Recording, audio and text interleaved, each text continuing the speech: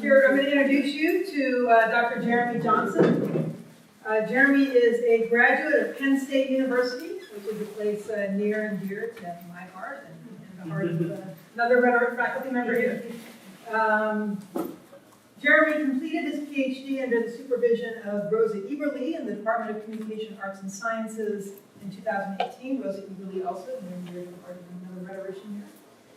He now works as a visiting assistant professor and director of public speaking at the University of the Pacific in California. He has a number of publications on civic education and digital networks in journals such as Argumentation and Advocacy and Computers and Composition, as well as in several edited volumes on digital rhetorics. I really look forward to hearing what Jeremy has to say today in his talk on civic rhetoric in the age of algorithmic alchemy.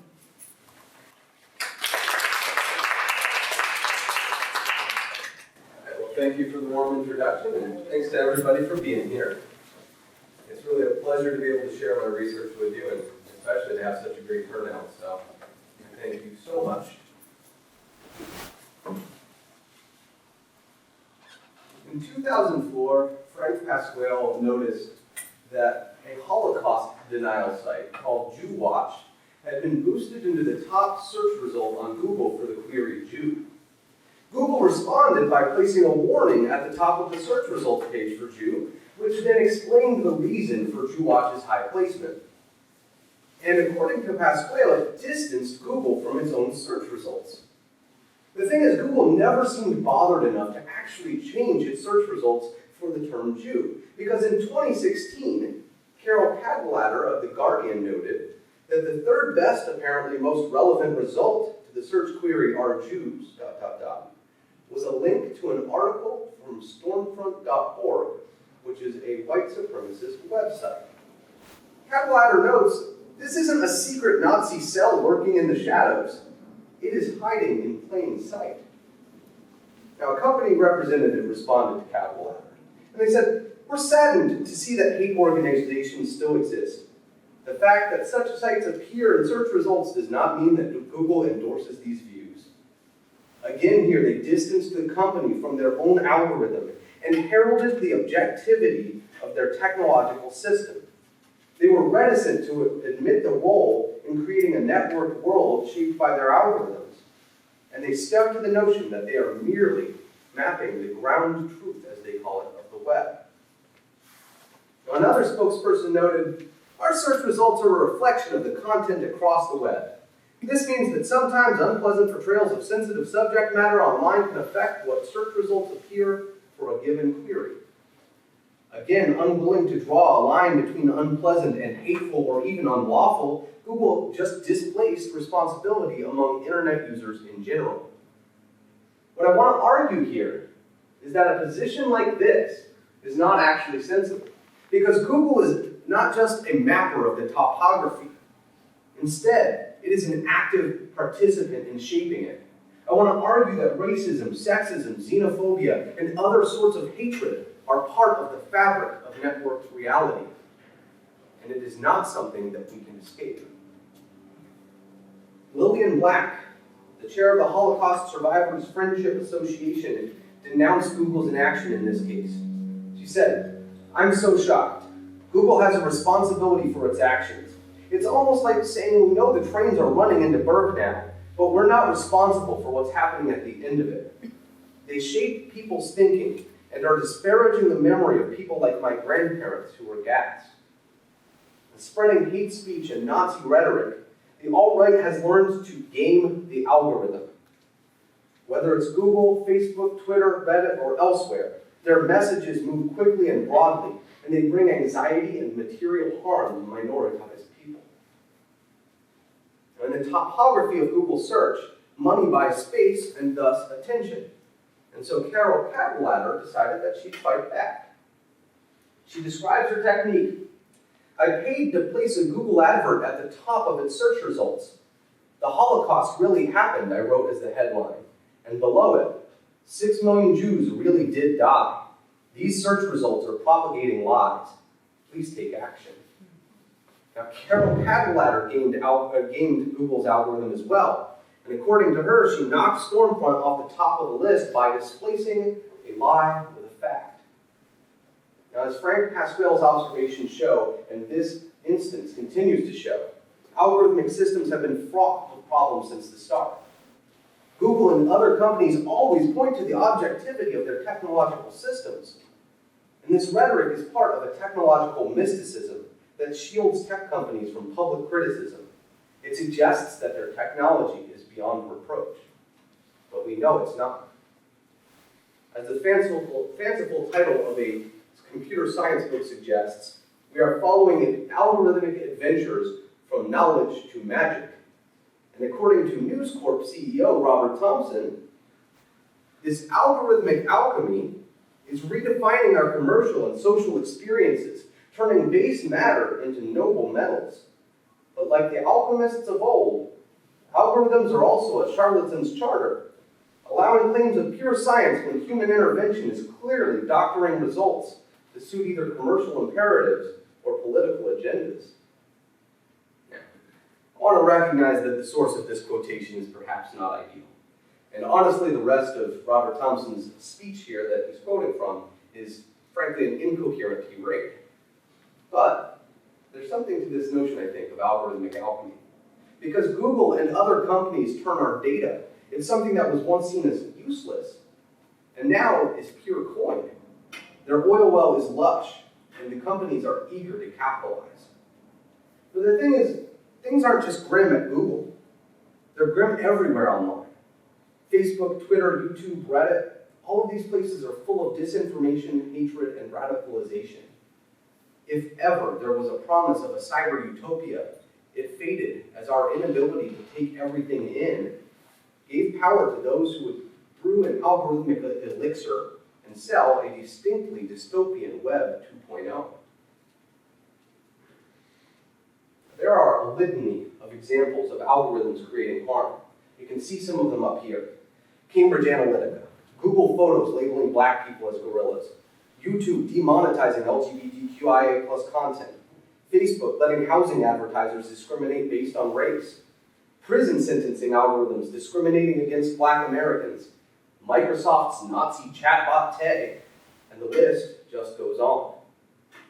And because of these problems, there's been a lot of focus recently on how to reduce the bias of algorithms.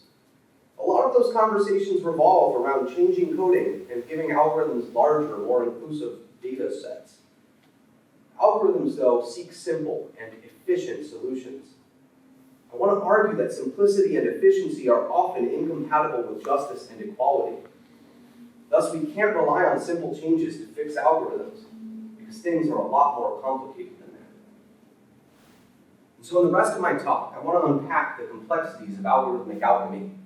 I'll start with a bit of background about myself and my research before going through a couple projects I've worked on relating to Google's algorithms. I'll then offer a vision of what I call network civic rhetorics, which provides frames and techniques for resisting and altering unjust systems. Now, as a preview, I'll be arguing that the problems of digital cultures aren't just algorithmic problems, that humans and algorithms are inextricably linked. And so if we want to improve our algorithms, we also need to improve ourselves.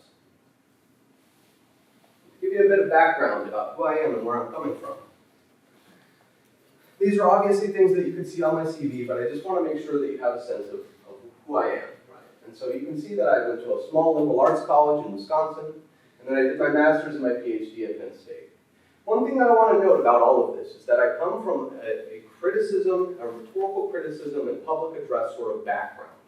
Right? And so a lot of the theory that I've been working with in recent years is stuff that I've been moving into after having been part of a public address sort of agenda and program in the past, right?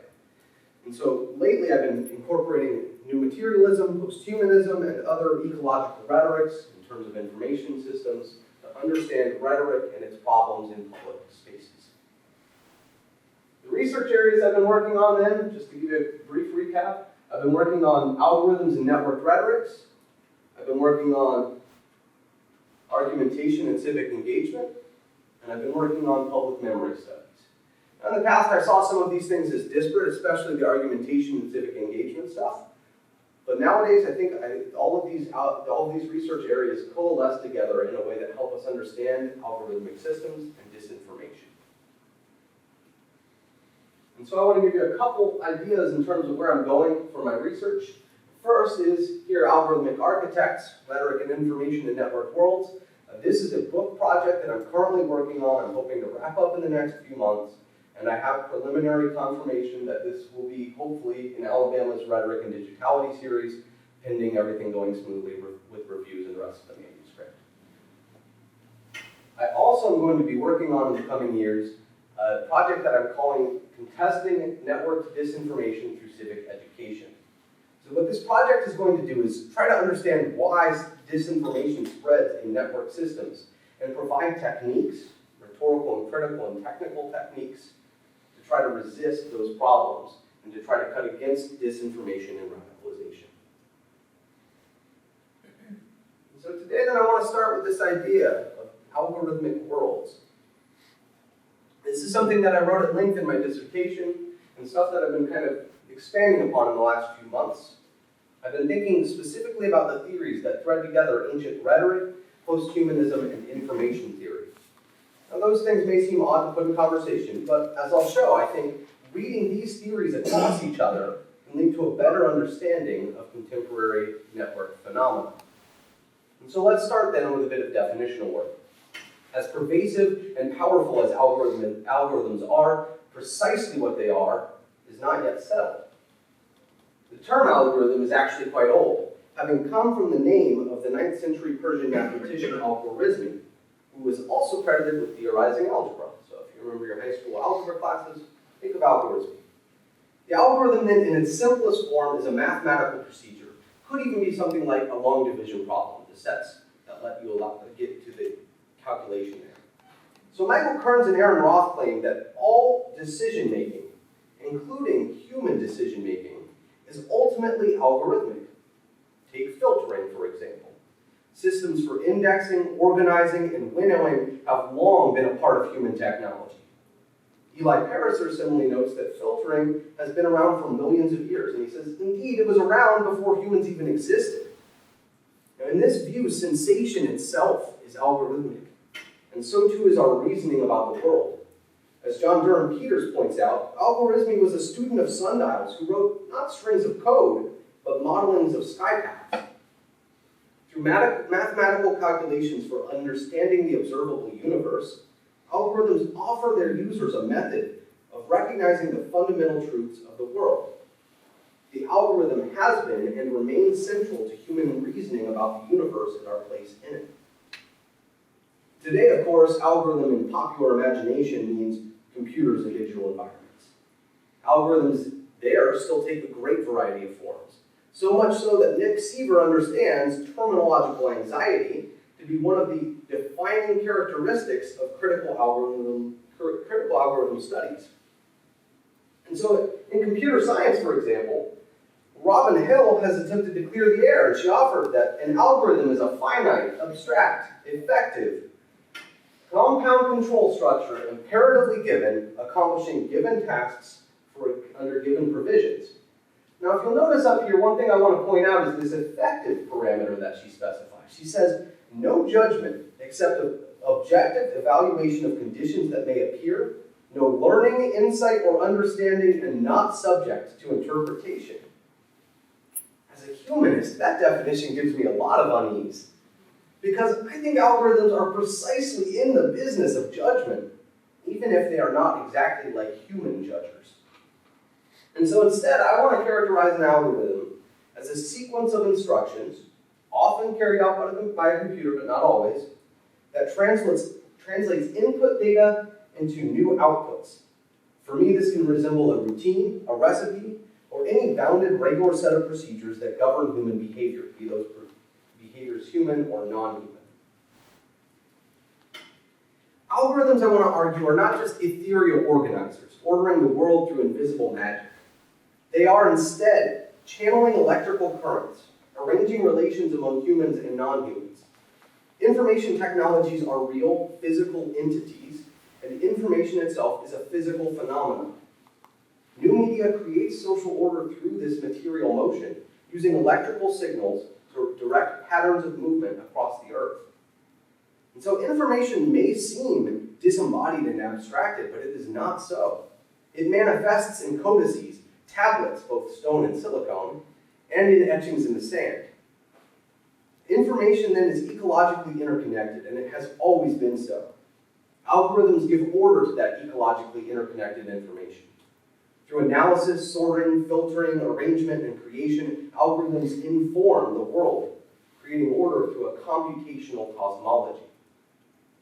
Now, in using that term, computational cosmology, I'm drawing a direct connection to ancient Greek theory that I've worked with in the term cosmos. Now, most simply translated, cosmos means order. Philosophers like Plato and Anaximander considered cosmos to be an objective mathematical order to the world, leading the way for a proto-scientific kind of thinking. But for other ancient Greek thinkers like Gorgias and Homer, cosmos wasn't just an objective mathematical physical order to the world. Instead, it was an order negotiated between humans and the rest of the world, often negotiated by technology. I think this connects well to post-humanist theory, because it reminds us that human affairs, including and maybe especially rhetoric, are never disconnected from the material conditions of the world. And so cosmos then is often associated with rhythm, movement, or flow, such as the waters of a river. For example, Herodotus recounted Thales' mythological cunning and explained that Thales helped an army cross a river by digging a trench and redirecting the flow of the water. Thales then altered the cosmos of the world through the use of human technology, in this case a shovel, or probably a lot more shovels than one. And so Herodotus' story, I think, provides an interesting connection to algorithms, because information is often talked about in terms of flow. For example, as Damon Pfister points out, we talk about data streams, floods, and saturation. Like a river then, algorithms direct information flows. But algorithms and rivers can both be manipulated by humans. In ancient Greece, the polis and the world at large could be changed by altering the flow of people and things. And that is precisely what algorithms do, creating patterns through which we all live and communicate. I think this is a helpful reminder that there shouldn't be a radical disconnection between humans and nature or humans and technologies. These are all interconnected phenomena. Now, post-humanists have long fought against the centering of the human subject, anthropocentrism here. And they argue that human and non-human actors shape the world by working together. I think this notion is really well served by interpreting cosmos as the patterns and rhythms in which entities interact. So Indra McEwen paraphrases Nicias, who notes, "Oars are set in motion by oarsmen, equally spaced like their oars around the ship's periphery, and it is only when the oarsmen ply these oars together, keeping time to a rhythm that is of no single human's making, that the boat can properly take flight." So in essence, people work together with oars, with technologies, to move in the water. And so here is one other key connection that I want to make. The steering of the ship was a function of cosmos, and the steerers were referred to as kybernetics. Now, according to Jeff Prucknick, the ancient Greek term kybernetics was often used in the 4th century BCE to denote objects or individuals that directed but did not fully control some other object or system, often by artificially simulating some natural process or force. He says that kybernetics would later be the basis for the Latin guberno, and thus for our word governance. Cybernetics then implicates information as a director and governor of order in the world, suggesting both a heuristic and an ethic, rooted in flow. A cybernetic world is one of those worlds where humans and machines work together to create patterns and pathways. And as I've detailed elsewhere, this frame implicates agency as bound up in humans, non-humans, and technologies. The capacity to alter an environment is distributed through all things that shape the flow in it, even if their power might be distributed unequally. Now, a key term in post-humanist writing is becoming. Becoming suggests that the world isn't stable and unchanging. Instead, that humans and things change together through the rearrangement of ecologies and environments. In Gorgias' encomium of Helen, which is an often studied text in rhetoric, Cosmos is actually the very first word of the speech. While many translators articulate that cosmos as something like the proper order, in this case of a polis, George Kennedy translates it as becoming, as in what is becoming to a city. I find this connection actually really felicitous, because it suggests that cities and spaces, including network spaces, are always becoming, and that what is true one day may not be true the next.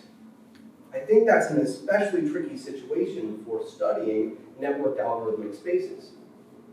Scholars studying digital cultures and network politics have to recognize that everything is changing all the time. Especially for scholars of digital rhetoric, I think that creates a lot of anxiety about feeling outdated. But I think there's an answer in Cosmos and posthumanism, because both of them draw attention to the processes of becoming. Algorithms operate on the level of the microsecond, but they also layer patterns in different times and spaces. And so algorithms are often black boxed, unviewable to public citizens. As a result, they can seem like magic, invisibly identifying patterns humans could never hope to notice. They then craft a sensible world from unfathomable mountains of data. These algorithmic arrangements are dynamic, but they tend to repeat, creating distinct patterns. In network culture, insists Wendy Chun, what remains is not what is static, but instead what constantly repeats and is repeated. And similarly, Richard Lanham claims that an information economy naturally assumes that pattern, or design, comes first.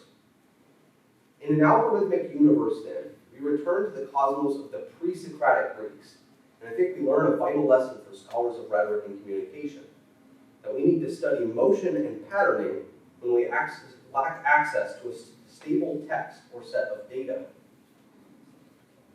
Drawing cosmos, posthumanism, and algorithms together helps orient my methodological approach.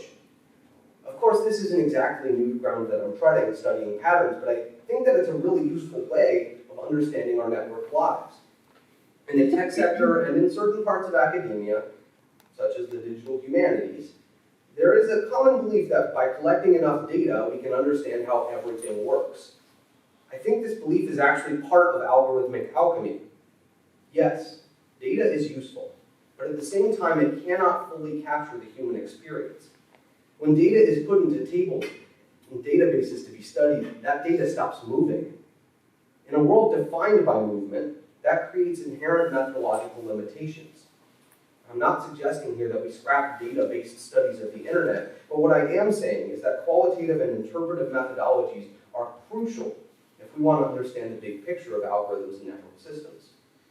Critical methodologies, for example, can help us understand the power dynamics of network environments, even if we don't have enough access to data to make scientific claims about algorithms and the platforms they run.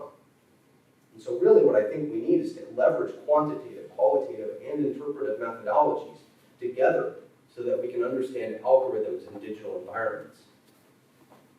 My work then leverages interpretive methodologies, critical theory, and rhetorical training so that we can understand and improve our democratic practices online. And so next then I want to go ahead and trace some of the patterns of Google's algorithmic cosmos and offer some of the frames that might help us understand power in algorithmic systems. Humanities scholar Ed Finn recounts that while Google built its business on accurately mapping the cultural ontologies of the internet, its role has gradually shifted from indexer to architect. More than an objective mapper of the world, Google has become a powerful topographical creator. Humans, media, and technologies combine with non-human actors to create a network landscape, a topography with its ever-changing space, topos, that is written, graphed, in the binary code of algorithmic becoming. Google explicitly models itself on a library, conjuring images of the great knowledge collectors and distributors in history. The company has immense power in shaping what people know and believe, and it has even more power in mining our data to generate new patterns of knowledge. But Google consistently downplays its power and absolves itself of responsibility for algorithmic harms. The company cloaks its search algorithms in technological mysticism and reinforces that algorithmic alchemy. I want to argue, of course, that Google and other algorithmic systems are not objective or neutral, but instead that they are wrapped up in what I call network biases that take a variety of forms. So Google has a long history of separating its algorithms from the subjective human world. In response to many algorithmic problems, Google has offered gems like the algorithms had spoken and ideals, no matter how heartfelt, could not justify intervention. Or Google search results are a reflection of the content and information that is available on the web. Users who want the content removed from the internet should contact the webmaster of the page directly. In today's world, that kind of thing isn't going to work, particularly because these systems continue to herald objectivity. As Caitlin Peter, Brooke Aaron Duffy, and Emily Hund have shown, companies like Google, Facebook, and Instagram consistently denigrate users for gaming the system. Meanwhile, Google and other companies portray their algorithms as somehow beyond human intervention, and they try to maintain their ethos as neutral mappers of the world. When companies like Google claim that the algorithm is spoken and that's that, they're absolving themselves of the responsibility to create more fair and ethical networked environments. They make the excuse over and over, and they even suggest that algorithms transcend human judgment in reducing bias. Google's Philip Schindler described problems that cannot be solved by humans and shouldn't be solved by humans. When mere chemistry can't suffice here, tech companies turn to algorithmic alchemy, offering this magical mysticism. The portrayal is powerful, captivating the public imaginary and positioning tech companies as the mouthpieces of computational gods. Recently, though, there's been a bit of heresy from conservatives, including Donald Trump, who has repeatedly lambasted Google as rigged. Others have claimed that Google has it out for right-wingers and is trying to quell their speech. For example, Alex Jones ran down the steps of the Capitol building and down the halls shouting that Google is evil. Meanwhile, others claim that Google swayed 2.6 million people to vote for Hillary Clinton in 2016. But conservatives and the alt-right and Google both have it wrong. They're accusing it of political bias when they're interested in simplistic notions instead of nuanced understandings. And so to be able to effectively use algorithmic systems, I think we need navigational literacy. We need an ability to understand how algorithms shape the flow of networked information, including our search results, our social media posts, and our personal data. And so next what I want to do is talk about network bias, which is the subject of my forthcoming essay in Computers and Composition. Network bias explains the complex flows of bias that are caused by layered orientations and positions that shape the ever-changing cosmos of digital environments. And so it describes forms of bias that aren't just a single human, but result from the configuration of networks. First, then, I've got cultural biases up here. Networks are shaped by heritages, languages, nationalities, ethnicities, religions, gender and sexual orientations, and many other cultural characteristics. For most of the largest digital platforms, these are crafted in the US, most often by men, and especially white hetero-cis men. As Sophia Noble explains, search results can be legitimated only in social, political, and historical context. For Noble, that means that algorithms take part in oppression, discriminating against Black women in particular. But each network has cultural biases embedded within it, especially in reference to how control happens. Different political structures, such as authoritarian structures in different countries, can create different cultural orientations of platforms and spaces online. Second, systemic biases. So Google, according to Yochai Winkler, says that the core innovation of Google was to introduce peer-based relevance, judgments of relevance. Essentially, Google sees links from peers as a signal that websites are relevant and important. Peer-based judgments are often strong for identifying good things, like restaurants, bars, stores, lodging, even places of interest. But that wisdom of the crowd often misses out on all sorts of good, creating biases toward the most visible places that match specific local and cultural tastes. For example, as Bliss notes, the areas of interest feature on Google tends to promote things like high-end shopping centers over more diverse areas, such as an area in Boston with shops and services owned largely by immigrant families from Vietnam and the Caribbean. It also means here that the system is vulnerable to manipulation, especially if peers can be bots using amplification techniques, such as Russian bots working in the US elections. Overall, if people believe bullshit, then disinformation and radicalization can happen. And especially when people believe that the system is objective, it only amplifies the problem because people don't feel the need to critically assess information in networks that they trust. Third, media biases. So Harold Innis and others characterize medium as having specific biases, especially for space and time. That shapes our expectations of what communication, rhetoric, and politics can mean. So the internet might seem boundless, but its boundaries are just wider than other media. Different internets exist in China, Russia, and other countries, and they're not just limited by connectivity, but also by culture and practice. The temporal dimensions of the internet are also important. For example, virality creates biases toward the brand new, the novel, and the shocking. And so what we get are expectations for instantaneous delivery and response.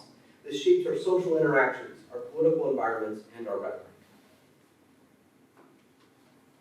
Fourth is value-based biases. Every sorting and ordering system creates values. That is explicitly what a search engine is designed to do. Capital, in particular, is a major source of search bias, and it's the cause of a lot of political ills. As Noble argues, Google's monopoly status, coupled with its algorithmic practices of biasing information toward the interests of the neoliberal capital and social elites, has resulted in a provision of information that purports to be credible, but is actually a reflection of advertising interests. Networked algorithmic systems, all of them, are designed to prioritize profit. They turn our data and interactions into coin. And they don't care if those interactions are quality interactions. In fact, if they were, that might actually reduce their profit. Former CBS CEO Leslie Moonves noted about Donald Trump, it may not be good for America, but it's damn good for CBS. Similarly, disinformation and radicalization may not be good for democracy, but they're great for Facebook, YouTube, and Google. And so what I think we can have here then is a civic intervention. We can envision networks not based on profit, but on shared well-being, democratic deliberation, or some other civic value. With such a reorientation, I think it's interesting to imagine just what our network spaces might look like. Fifth are mechanical biases. Algorithms, artificial intelligence, machine learning are all imbued with biases from those who create them. S.T. Beck notes that ideological bias will always seep through in the creation of structure for better or for worse. I think the language of seeping here is actually pretty interesting because small trickles will often go unnoticed. The ideological bent of algorithms, then, is often invisible to its users, particularly as those black box systems obscure their values and conditions of the systems they're in. 6, almost to the end, that's 7. Interpolative biases. These biases explain how systems shape us, and in turn, we shape our systems. So John Cheney Lippold notes that algorithms structure users' conditions of possibilities, whether it's their access to privacy rights, their social relations, or knowledge itself. And so he says, in that way, the process of making the subject is indirect. Put another way, Alex Halliweiss explains that the filters of the search engine may do more than emphasize certain sources over others. They may affect what it is we're looking for in the first place.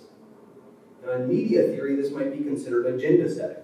But in networked ecologies, the effect is broader. It's not just setting agendas, but setting ways of being.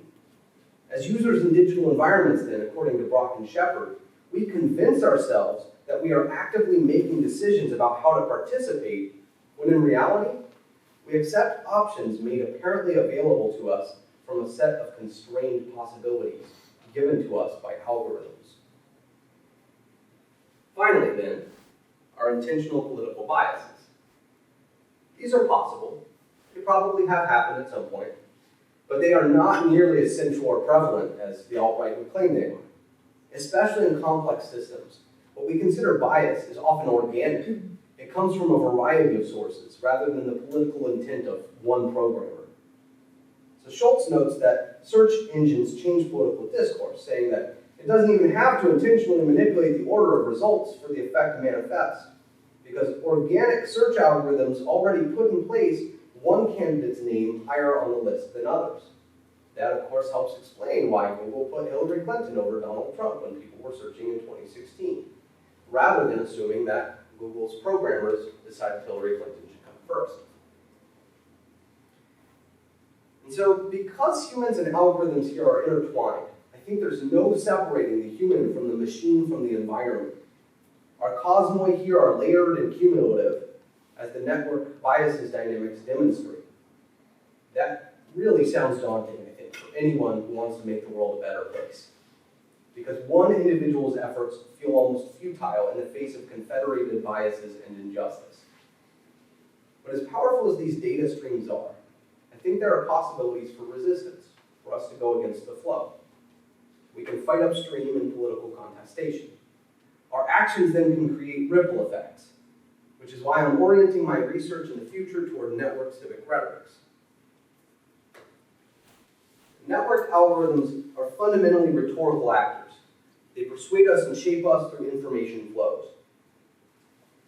They're not objective, they're not neutral, and algorithmic alchemy is an illusion to protect the power of tech companies. As I teased at the start of the talk, Google in particular has been the subject of a lot of manipulation. White supremacists have been manipulating search results to spread anti-Semitic and racist propaganda. Dylan Roof, the mass murderer in Charleston, recounts that after viewing right-wing news, he was prompted to type in the words black on white crime into Google. And he says, "I've never been the same since that day." Google's autocomplete and search algorithms have both been pushed by white supremacists to promote racist propaganda, and the radicalizing results are chilling. All algorithmic systems are politically charged sites. They reflect the network biases of designers, coders, users, and technologies. By recognizing algorithmic systems as political spaces, we can change our behaviors and create more just and inclusive platforms.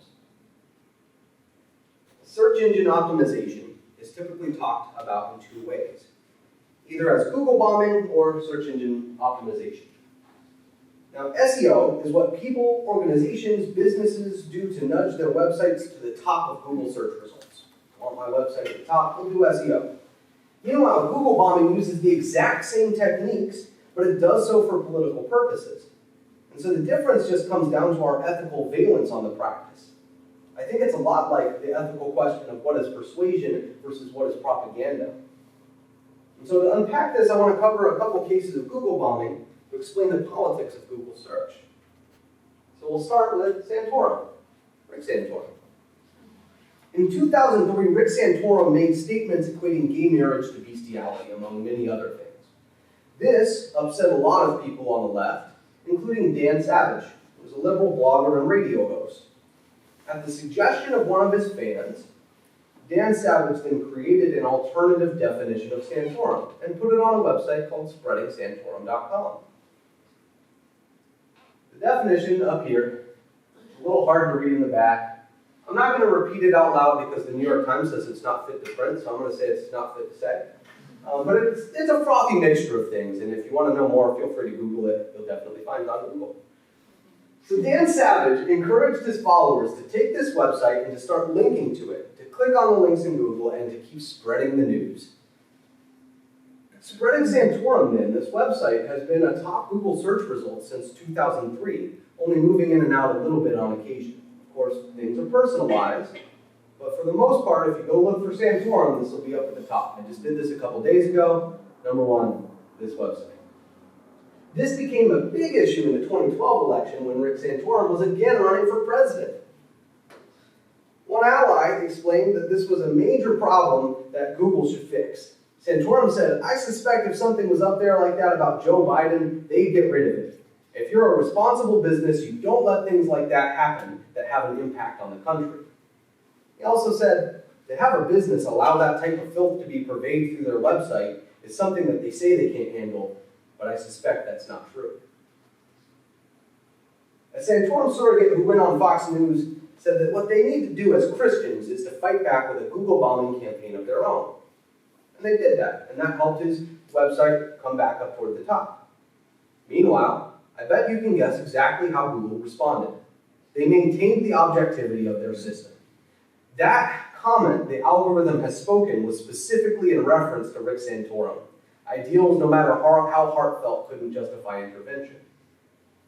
But what happened here with the Google bombing campaign of Rick Santorum is that the political right, and especially today's alt-right, learned that search results are a political space. Now, conservatives at the time got a lot of flack for not being technologically savvy, but recently they've been more clever and more active than the left. I contend that's at least partly because the right recognizes the malleability and manipulability of these systems, while the left somehow lets algorithmic objectivity fly. Now, the alt-right has been targeting Google search, Google autocorrect, and Google images to promote various forms of hatred. Google bombing, in fact, is part of the right-wing ecology that helped Donald Trump get elected in 2016. So in the summer of 2016, Reddit user Lucky Gogo posted a thread to R the Donald, subreddit there, entitled, "The cucks are trying to Google bomb dangerous Donald Trump. We can play that game too." As far as I can tell, this was the first major Google bombing thread on the Donald. It spawned hundreds of other threads, many of which led to successful Google bombing campaigns just in 2016 alone. In one example, there was a prolonged effort spanning months to get an image of Donald Trump to be the top result image for searching for the 45th president. It worked just a couple weeks prior to the election. They also targeted the Clintons. They referenced an image of a swastika, imploring, "Let's make this the first result on Google images for Hillary Clinton." That also worked for a time. And after weeks of effort, a different thread was able to proclaim, "We did it. Bill Clinton is the #1 Google image result for rapist." Later, an image of Antifa was captioned on the Donald, "Domestic terrorism. Let's make this the first result on Google images for domestic terrorism and cuckoldry." That worked too. All of these algorithmic systems rely on the data that comes into them. As one author asked, what does Google do when the lies aren't the outliers anymore? The ecology has been poisoned, and the algorithms are not going to help. They're only going to reinforce and reify these harms. These Google bombing campaigns aren't just isolated efforts to get a laugh. They are part of a broad alt-right strategy to tilt entire online ecologies with fake news, hate speech, and polarizing language. Right-wing groups in the US have tackled Google as a pivotal political linchpin, and they're using Google bombing to win the information wars. The election of Donald Trump, the emboldening of Nazis, and continued support for police brutality across the US suggest that their efforts are working. And as Dylan Roof's terrorism reminds us, the information wars aren't a struggle over meaningless data. They result in real discrimination, real violence, and real death. And so where do we go from here? I'm pursuing network civic rhetorics, rhetorical frames and practices that can help ameliorate some of the ills of digital platforms. What then does a network civic rhetoric look like? Here are a few principles. 1, we need to recognize network biases, as I talked about in the last section. Not just on Google, but on Facebook, YouTube, Twitter, Reddit, and everywhere else. 2, we need to reject notions of algorithmic objectivity, because algorithms aren't objective, and when we portray them as such, the alt-right can weaponize them, feeding the credibility of right-wing disinformation. 3, we can seek alternative information flows. Now, I've been assigning recently to my students a Lost in the Digital Woods assignment. I think it's an interesting prompt for all of us. Yeah. I recognize that some people in this room easily remember doing research before search aggregator algorithms. But even for many people my age, using a library search engine or Google Scholar is a natural process. And so what I do is I encourage my students to try different sources, to follow links and visit specific sites they know, rather than just following the path that the algorithm gives them, getting lost in the digital woods. 4, we cannot rely on tech companies to solve the problems for us because they won't. Technological solutionism is not an easy easy way to go, and it's not going to be effective. We need to recognize that there are broader ecologies that need to change. And to do that, I say we fight back. We can use Google bumping. We can make concerted efforts to alter network ecosystems. Ecologies of disinformation and hatred, especially in the alt-right in the US, are highly motivated and organized. And so we can create counter-narratives. As Dana Cloud points out in Reality Bites, objectivity won't solve our problems with disinformation and radicalization. I've recently been working on an essay about YouTube that has been testing out information panels. These place encyclopedia entries, mostly from Wikipedia, next to potential disinformation in searches and in videos. The thing is, that's not going to work, because that's just one point of entry in the ecology. We need to be focusing on the entire ecology and not just one data point. We can also then abandon fact-checking and technological solutionism as part of this fighting back. Dana Cloud says that fact-checking denies its own rhetoricity, and it asserts that there's an objective truth and leaves it at that. Now, even if we can agree that there is an objective truth, if we believe in one, it's not like truth in and of itself is persuasive. That's where Plato got it wrong. Truth is contingent and rhetorically crafted, and that means that we need to make our own counter-narratives. To do that, we need to use the resources available to us. As Carol Cadwallader showed, we can buy ads and raise funds to promote those counter-narratives. If someone is spreading hateful rhetoric, then we can just as easily spread other rhetoric and other information to counter it. We just have to use the resources that we can leverage. Finally then, I want to argue that we should resist technological power structures and specifically surveillance culture. Because algorithmic power, surveillance, and governance are inherently bound together. Resistive sensibilities then can be useful by offering activism, hacktivism, and other ways of leveraging digital networks and technologies. I'm currently working, for example, on an essay studying the technological resistance of protesters in Hong Kong. I'm calling it a cybernetic menace, because they're using apps, deploying lasers, and wearing masks to subvert the authoritarian technologies deployed by China. I think we can take a thing or two from this resistance. Maybe we can hide our data, use VPNs, and mask ourselves so that we can cut against the injustices of algorithmic systems and their interpolative effects. In all of this, if we want algorithms to change, then we need to change as well. And so I want to use my scholarship to affect those changes. I want to recognize, however, that leveraging scholarship, especially rhetorical scholarship for civic purposes, is often difficult and sometimes rarely succeeds. But I think I resonate here with this department's orientation. And I want to do this in two ways, and I think both of these fit very well. So first, I want to train students to develop critical capacities, rhetorical strategies, and technological skills that can help resist these systems. These can be deployed in the classroom and beyond it. And I'm committed to writing about these strategies as parts of my publications. I've started doing that. And I want to do it in the next major book project that I'm planning, which I'll talk about in a few minutes. In addition, I want to work with university centers and public-facing organizations and potentially the private sector to leverage my research. At some places that wouldn't work out, but I think at Washington it can happen. Because I can work with tremendous groups like the Center for Communication and Civic Engagement and the Center for an Informed Public. I can work with companies in the area, and I can leverage my scholarship to make a broader impact. So being here, I think, is the place to make this happen. To give you a sense of what I want to do then over the next few years, I'm going to talk about contesting network disinformation through civic education. This is an ASM project, of course, but I think the enterprise that I'm working with starts with network civic rhetorics. I want to extend what I've learned from algorithmic alchemy so that we can think about network disinformation. I've already been doing a bit of that, and I want to do it in full in this project. These are fundamentally interconnected ideas, disinformation and algorithms, so what I've discussed, I think, provides some insight into how the project will go. In the project, I want to pursue two different questions. One, why does disinformation spread, and how does it spread? And two, how can our rhetorical techniques be deployed to combat disinformation? I'm interested in creating critical vocabularies to discuss disinformation and radicalization, And I'm also interested in testing out argumentative and technological methods to create more vibrant, inclusive, and just network spaces. To make that happen, I want to study three main things. The first is what we refer to as fake news.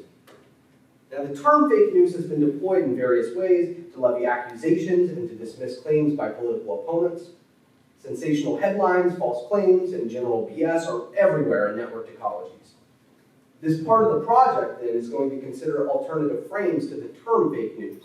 How else might we describe these phenomena? And then it will develop argumentative and technological strategies to combat this kind of disinformation.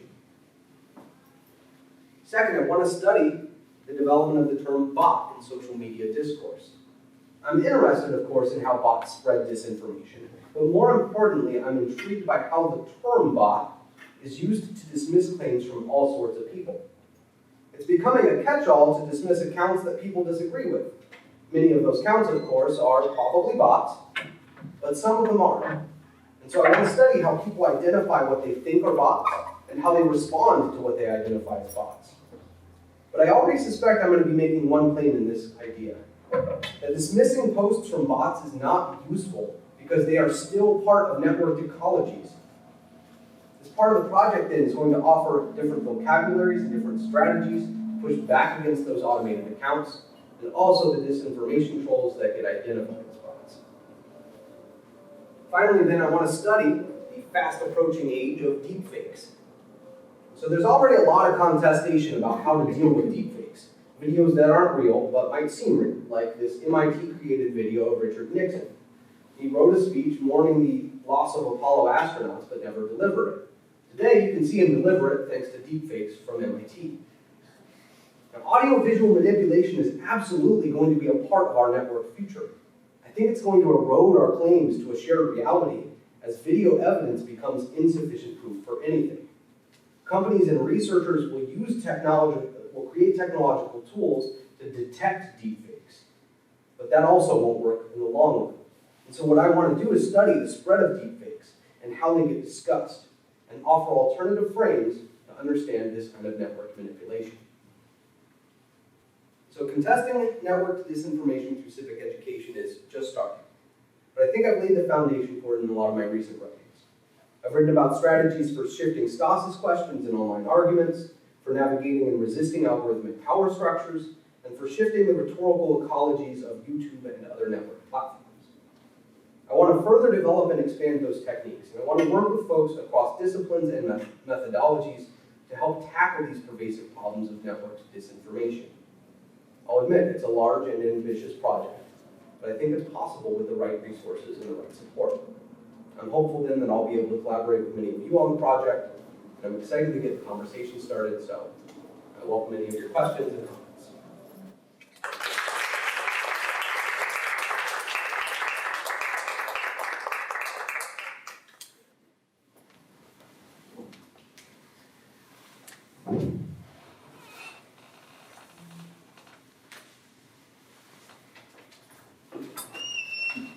So just when you talk about the network civic rhetoric, so 6 points, and then you talk about these are areas I want us to study. I think that's all great, and I can hear you talking about this at the end, but how will you as a rhetorician approach this in a way that it is uniquely rhetorical? So like a lot of people are looking at deepfakes, what does a rhetorician bring to that study? What do you as a rhetorician bring to that study that other comm researchers might not be doing, other people over in like informatics? Yeah, so I think there are a couple different ways. The first is in terms of the language that we use to describe these problems, right? And so I keep coming back to that in those slides that I'm talking about at the end. I think merely studying the language we use, how it gets deployed, and how that changes what we understand as these things, whether it's a deep fake or whether it's fake news, is a rhetorical lens to start with. But I also think then I can leverage rhetorical theory, post-humanist theory, and materialist theory, pulling those threads together like I've done with algorithmic alchemy, to better understand the ecologies and to understand how things flow, right, in ways that other studies may not quite capture, right? The other thing then has to do with those specific strategies for resisting. A lot of them for me might come down to argumentative strategies, right? But thinking about how we rhetorically frame our resistance to the term fake news, or how we rhetorically engage with somebody who says, that's fake news. Do we leave it alone? What do we do in response, right? These sort of argumentative and civic responses I think those are distinctly rhetorical, right? And absolutely, folks are working on these questions in other fields, and that's why I'm really interested in working with them. What I think I bring as rhetoric is the understanding of language, how it gets deployed, and how that reshapes the culture and the ecology that you're a part of. So to follow up on that question, you talked a little bit about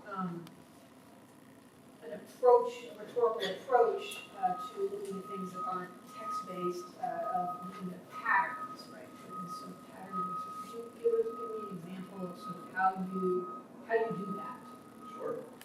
So I'll give an example, kind of not for me first of all, but just as a scholarship that's in the field and doing this to a really great effect is Lori Breeze. What she does is traces images over time and how they change in network topologies, right? And so that's part of the methodological orientation that I took over time is if I can find a text and how it changes over time and think about it in that ecological context, I can trace the changes, right? So this is actually what spawned the Google bombing project that now is part of my dissertation in the book. I noticed that in 2012, 2013, the Google search results for Syria were changing. They were changing like every day with the conflict, right? And so what I started doing was capturing the Google search results page every day and seeing how those changes illuminated different patterns in our interactions, in our news, in our understandings of the Syrian conflict. And so that's one example, but it might be another video that gets shared, tracing it over time, seeing how it changes.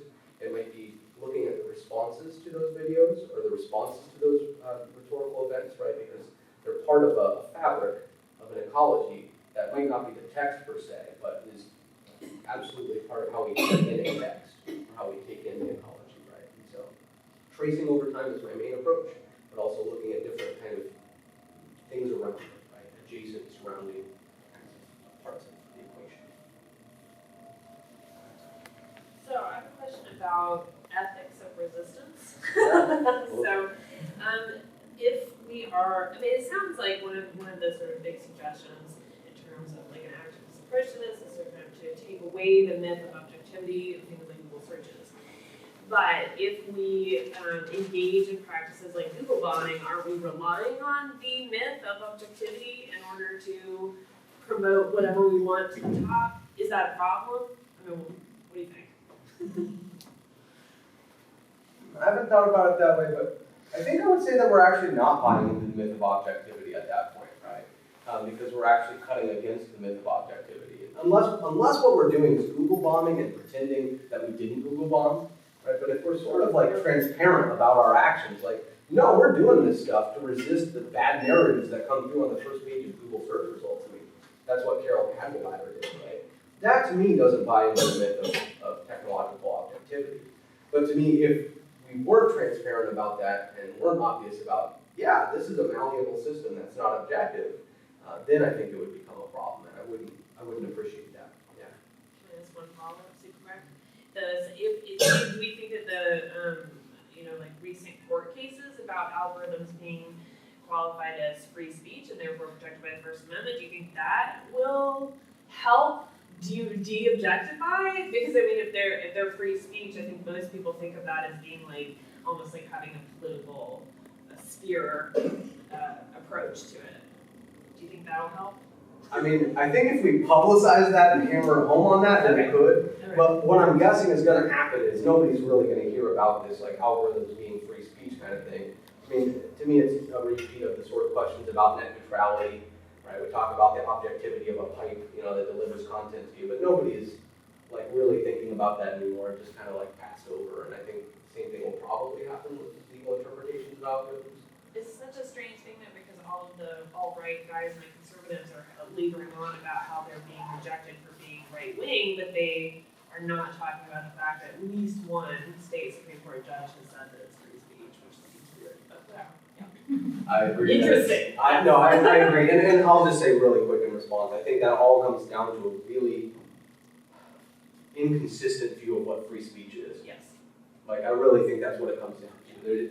It's not consistent, it's not the same, and it just gets deployed in ways, again, maybe on the objectivity level, like recognizing that our language shifts too. Right? Yeah, I was also sort of interested in this notion of resistance, particularly when you're talking about different tactical approaches to that, both kind of on and offline in activist spaces. And I guess I'm curious, do you conceptualize any potential tension between things like Google bombing that might kind of long-term address misinformation and the lack of safety that comes with that for many people, versus things like kind of making, sorry, I'm losing my thread a little bit here. How do you understand things that might make people more at risk online to surveillance culture in tandem with things that people are doing offline? Do you see those things as ever in tension, like things might make them less safe in those instances, in different instances, if you do one thing offline versus online, or? Yeah, I mean, I don't have like a specific example that I would walk through on this, but I think you're absolutely right that those tensions can arise because people treat online and offline as different things, right? And that's how we can come to inconsistent notions of what it means to be surveilled versus not surveilled. I mean, you get Amazon Echo in your room, and a lot of people aren't thinking about that, but then you see that Facebook is tracking you, and you're like, oh, okay, right, being surveilled. And so online and offline, I think, have different sets of understandings that we have, and that can create tension for things that may help and also may hurt, right, at the same time. And I think that plays out a lot in some of the stuff I've studied in the past with network identity. What does it mean for me to have an online persona versus an offline persona? What happens when you get doxxed, right? Because we say online persona, it's different. Well, what happens when we dox you and suddenly they're connected, right? And so I think those tensions are absolutely spaces where concern is merited and where harms could happen too. And so I would also want to be attentive to those, absolutely. Does that answer that? Yeah. Okay. So you talk about misinformation, and to me that kind of triggers this idea that if there's misinformation, then there's right information, right? So who then gets to decide what the right information is, and how do your resistance techniques speak to the idea that there's multiple understandings of particular topics? I mean, I might not agree with things that are being propagated on the alt-right, but for them, that's a reality, right? And so what's misinformation, and what do we do with that?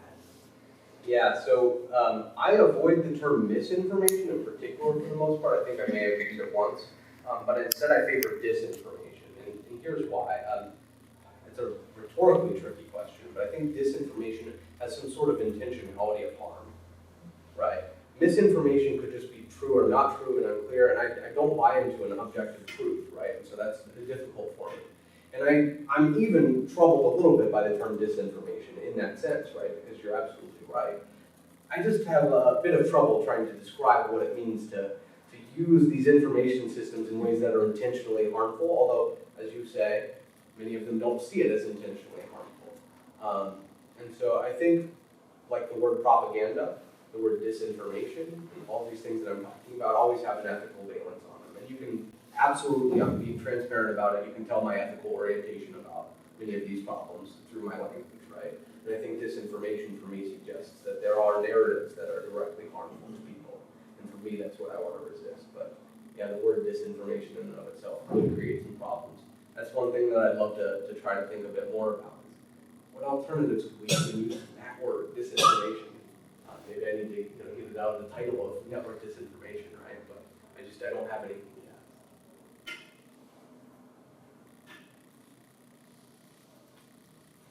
You said one of the ways in terms of if we're talking about resistance and countering disinformation is getting people to recognize this lack of objectivity and all of these biases that we talked about. So are there any sort of rhetorical strategies that you might have thought about or wrote about to get people to recognize these biases? People who are not aware and who are under this myth of objectivity. Yeah, so I think one way is to show like search results for different things, right? And this is what Sophia Noble does in Algorithms of Oppression. She looks up like black women versus white women, right? And sees how those different portrayals are so different using the exact same search term, right? And I think if you bring those in front of people's eyes, they'll see that what you think of as an objective search is fundamentally shaped by what kinds of images are coming in, right? Like Google image search, totally radically different once you get there. And so For me, the best rhetorical strategy would be comparison. Right? Now that also is a methodological problem now, and one that I'm still working on, and I think a lot of folks are working on. How do we actually get those texts when everything is personalized for different people, right? When I search for anything on Google, it may look different than what happens when you search for, whatever it is. So what I'm interested in doing, I think, is pulling different people together to get what the system spits back out at them, and then showing people those comparisons to say, if you're this kind of person, or thinks you're this kind of person more accurately, here's what it gives you. If it thinks you're this kind of person, here's what it gives you. And I think most folks at that point will recognize this isn't just like truth and not truth. This is different narratives being, spat at you by an algorithm that decides what it thinks you should want. So that'd be my main strategy, like right off the bat. But I'm sure there are others that we can pursue as well, for sure.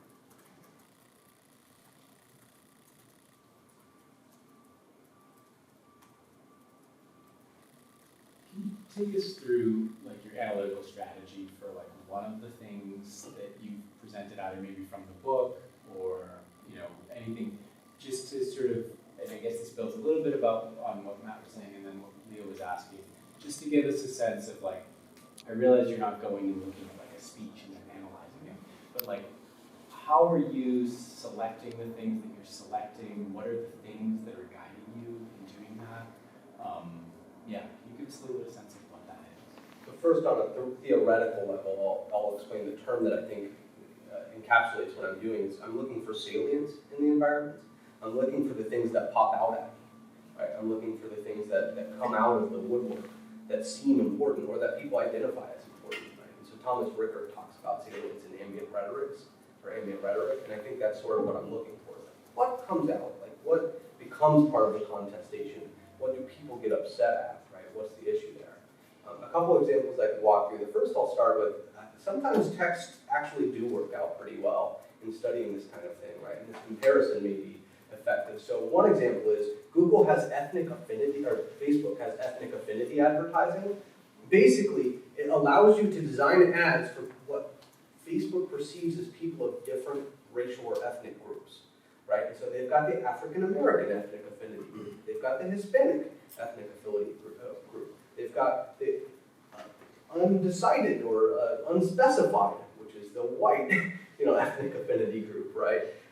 And so what Universal Studios did in response to that for their film Straight Outta Compton is they created different trailers for that film based on the audience that they wanted to get and let the Facebook algorithm target that audience. So if it identified you as a likely participant in the African American ethnic affinity group, it fed you a trailer that was based on using rap music for social change, right? The conditions of the street, different ways to use music as political resistance. Then if it fed you the unaffiliated one, it gave you a trailer that was designed to make all of the characters in the film, NWA, look like they were violent, angry, thugs kind of language, right? Killing, all this sort of violence and negative stereotypes, they were baked into the trailer that you got if you were perceived to be white, right? And so this is just one example about how the limitations and the possibilities of algorithmic systems can help us, or help hurt us, but shape different information flows, right? And so just looking at the texts of those trailers is different. But another example would be on YouTube. What I did was I looked at YouTube's Adpocalypse. Basically what happened is there were a bunch of alt-right Nazi groups that advertisers didn't want to be placed next to. And so YouTube said, well, we'll use this algorithm to determine whether you are part of this hate speech, right? And if so, we'll demonetize you so you can't make money off your videos. Great idea, right? Well, what happened was they kept doing this and making these algorithmic changes. And then content creators, especially LGBTQIA content creators, were noticing that they were being demonetized. And they were trying to figure out why the algorithm was demonetizing them and talking to each other in different videos and basically tracing, like, here are the hits I got, here are the hits you got, here's the search term you had, or here's the title you had, here's the title I had, right? And so these sort of comparisons, I think, are what's really interesting to me, and those become salient when people get upset, right? And for me, then, it's about the public controversies that algorithms create, right? think in network disinformation, it would be the same kind of question, right? If I were to look at a case, it'd be, what big controversy happened? And how did people go back and forth about it? How did the algorithm go back and forth with people and shape the environment? And what were the textual results of that, right? What kinds of things could we look back at and say, that's how that came out? And so yeah, that's what I mean by tracing in ecological sort of environments. Does that answer it effectively? Okay. All right, yeah. This is just a question of curiosity. Have you noticed at all over the course of your research, because you're looking at alt-right, these things, have you noticed the algorithms targeted at you changing over time? Yes, they do. But what I've done is a little bit of experimentation. And so I will test out using different browsers for different kinds of research projects. And I'll use a VPN so that it doesn't just associate it with my IP address. And I'll start to see how the system tailors over time. And look, it's not uniform and blanketed. It's not like if I start searching for this, that's all I'll ever get, right? But you start to notice those things creeping up in the search results more and more. The other example that I did, I don't know if I can suggest that anybody else ever do this, but it was an interesting experiment. I decided to try to get into the right-wing ecology on Twitter by creating a new account and starting to follow all kinds of different accounts and see what happened. And then I also simultaneously wanted them to believe I was a bot. So I just started following and retweeting a bunch of things. It was interesting how people started to respond to that, and how the system basically started recommending new people for me to follow, started putting new things into my feed, because Twitter has this thing on top now where it'll just insert you should follow this person, or here's this post from this person. And so it was fascinating to see that, and it absolutely changes depending on what your environment is and what your history is.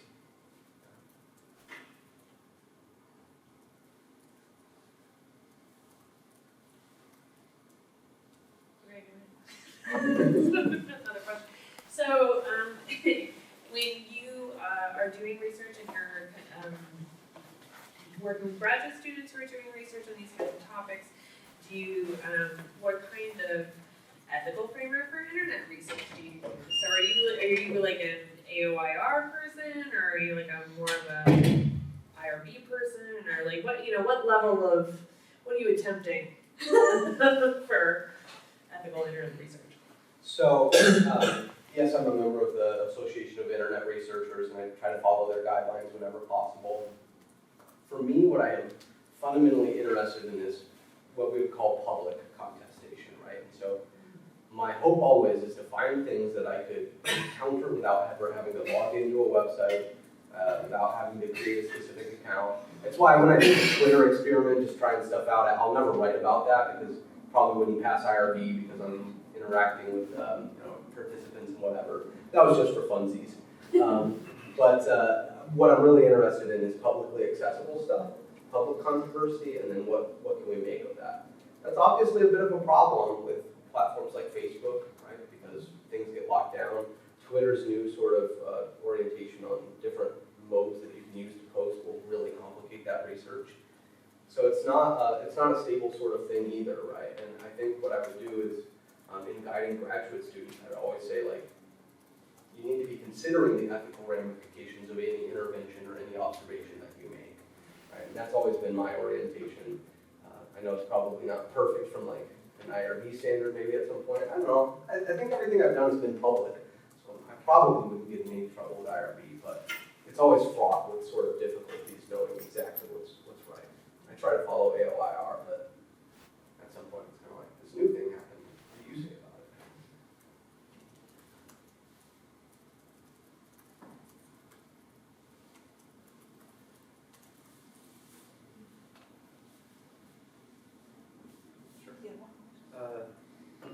Yeah, so I'm interested in terms of this idea of rejecting the objectivity of algorithms. Who is it that should be rejecting the objectivity of the algorithm? Because if we look at Google as your example, right? Alex Jones doesn't think it's objective already. Right. Anybody who's engaging in Google bombing on the left or on the right doesn't believe it's objective, because they're making it, they're pushing their opinion using the system. Google knows it's shifting the answer. Google knows exactly what they're doing, right? Google hasn't been just an PageRank algorithm since almost the very beginning, because they're in the business of reacting to all these other people who are doing it, who are putting things, trying to shift it one way or another. I think most people sort of maybe treat it as Google as an oracle, and sort of haven't really thought about it very much. Maybe they think it's unbiased. I don't know. So I guess that's the first question. I have a follow-up, but yeah. Okay, well, it's mostly for those folks who see Google as an oracle, right? And so, in this sense, I'm not generally speaking on that particular thing to scholars, right? Because mostly, I think scholars would recognize technological systems aren't objective, and here are some of the biases that they may have. But that's really what I mean in terms of public kind of engagement too, right? Is to help people recognize who are uncritically using these systems, right? Help recognize the subjectivity and the biases inherent in those.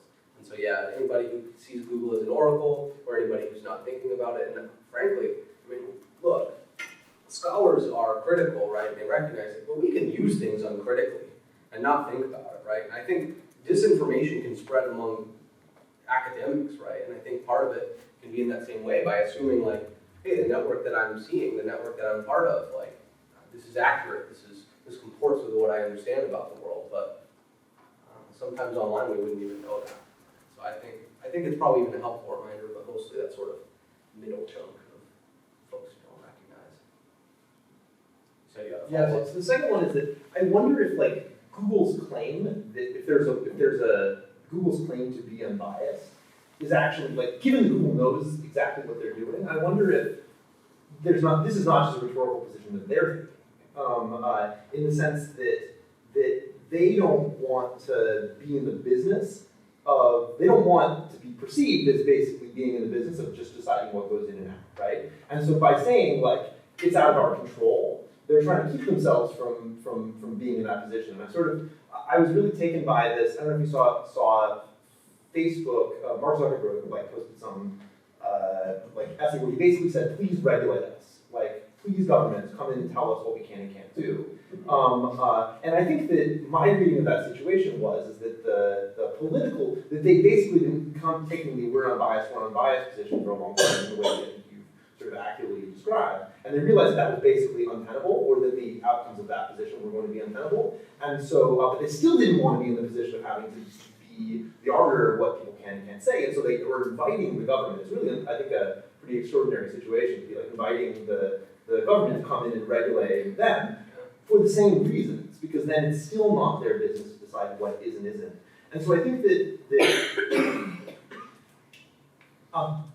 I guess that in that case, might that position that that we're not an arbiter or don't want to be, might that actually be a valuable position in some sense? I don't know. I don't have I don't know if I feel that that's correct, but I think it's an interesting sort of question. I mean, it's absolutely valuable for them, right? That's the position they have to take, right? The same thing, YouTube's been doing this by calling itself an open platform, right? And it's this idea that hey, we don't manipulate, we don't change, right? It's just the algorithm, and that's why they want to displace that. I think, honestly, it's not so much that they just don't want to be the people making those decisions. I think that if they're perceived as being the people that make those decisions, it'll hurt their bottom line, right? It's about, if people don't think that we're in an open system, or people don't think this is an objective algorithmic system, then they'll stop using our products, right? Because it's the sort of mythos that people want to buy into, right? That they will maybe go to a different platform or use something different, use something tailored to their interests, right? Rather than just this one big space. And so for me, I think that comes back to it's the bottom line. And it's valuable in a very literal sense for them, right? To keep maintaining that notion of we are objective, we are open, that's that, right? I think it would be a really strange world, and I'm having trouble envisioning what it would look like if those companies didn't actually portray themselves as objective or open platforms. I don't think that will ever happen because, again, the value is there. But I don't know. I don't know what the platforms would start to look like. I think that absolutely is a vital position for them to take. But in that way, I see myself as sort of an antagonist for Google. So the argument is that they should take the position and we should all not believe it. Well, okay, it depends on should. Right? What do you mean by should here? Because I don't think they should take the position, right? Because I don't think that we should value capital first and foremost in these decisions, right? I think that a different ethic rooted in civic engagement, democratic deliberation, something else, might actually be more productive, Or at minimum, having networked public spaces instead of networked private spaces that masquerade as public, right? That might provide an alternative to it. I would never say they should do that, because I don't like that idea. But I recognize that they have to do that. But that is embedded in their neoliberal logics, is the way I'll put it.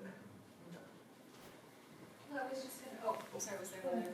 I was just gonna follow up a little bit on what Mako was saying, though. I think, I take what you mean about, yes, valuable in terms of profit, but I think what Mako was suggesting is that, is there some value to them saying, corporations shouldn't be in the business of determining what's appropriate speech and what's not appropriate speech. That is a matter for deliberative and democratic, the legislative branch. And so I'm no fan of Mark Zuckerberg, but isn't there some value to sort of saying, that's above my pay grade? Rather than sort of saying, yeah, I think a bunch of us are going to sit around our boardroom and decide, right? Yeah, and I think, if I missed that, I'm sorry, but that makes some sense in terms of the way you put it there, and I think, for me, it's all about like an ideal world, right, versus like the pragmatic reality of it. But in an ideal world, they would say, yeah, we shouldn't be in this business, right? If we're going to talk about free speech platforms, right, like that should be something different. I like that idea. I love that idea. But the reality is that there is no alternative. There is no public alternative, right? Like it's saying, oh, well, we're the mall, and we have no parks in the city, but we're not in the business of free speech or whatever, of deciding that, but we're still going to shape where you go, but you have no other option, right? Like if you have no other option, then I find that position to be really problematic for the public kind of good, right? But I'd love it if they took that position and said, no, we shouldn't actually be in that business, right? We shouldn't be doing that, and instead it should be someone else. I mean, I guess I don't hate the idea that they would say, if they explicitly said, we should not be in the business of doing this, and somebody else should be, even if they didn't have it. I haven't read Zuck as saying that. I haven't read Google as saying that. Like, nobody has, that's sort of ceding control of the system and saying, somebody else should have some other portion of it. They don't want that. They want to gobble it all up, right? And so I think that's part of the conundrum, part of the quandary, right? Is they want to gobble it all up, but then they want to absolve themselves of that responsibility when they do gobble it all up. It's a mess. I was just going to ask if you could talk a little bit about how you see power, because one of the things that's sort of implicit is that if we focus on increasing people's literacy and ability to recognize the dynamics of this, their awareness will be raised and that they can exert power. But I think we've seen across many, many pressing issues today that that's not actually how it works. So I'm just wondering, strategically, as as a scholar that's translating your work into public, good as the ultimate goal, how do you see those iterations of action unfolding among publics? If in an ideal case, people do eventually recognize this is happening, how do they then affect power?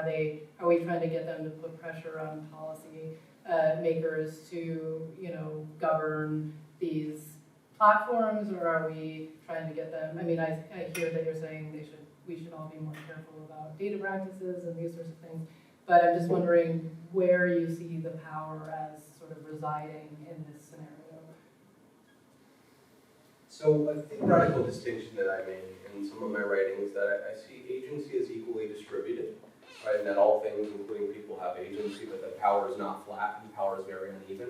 And I think that actually helps describe what I'm seeing as a difficulty here, because people have agency. They exhibit agency in the ability to do different things and potentially change an environment, but that agency may not do anything really impactful just because the power dynamic is not flat, right? And that the hierarchy does not favor them at all. I think at a bare minimum, the ethical orientation should be that there is a power hierarchy and that we need to fight back against the power hierarchy somehow, right? And that's what I meant when I said maybe we take some of those modes of resistance from, say, Hong Kong, right? and deploy them not necessarily against government, so maybe, who knows, but against those technological systems. But at some level, I think yes, people absolutely need to be exerting their, if they have any, democratic power to try to get laws changed, right? Like, I think we're bordering on monopoly status on a lot of these platforms and services, right? In ways that people cannot resist because we just get caught up in the stream, right? And so one, I'd like to see that sort of policy focus a bit, right? As people recognize, well, this isn't the way that it has to be. But two, I'd also like to see people exert their power in ways that call for or create or help create alternatives. That's what I really want to see is alternatives, right? I do not want Facebook to be the only place that you go to connect with everybody in the world. That is the way it is mostly now, and that's what creates those power imbalances in part, I think. And so just first of all saying like, Facebook is not just helping us out. Facebook is in part an adversary. Google is in part an adversary, and those tech companies would be very sad with me saying that right now, but I think that might be an approach that helps.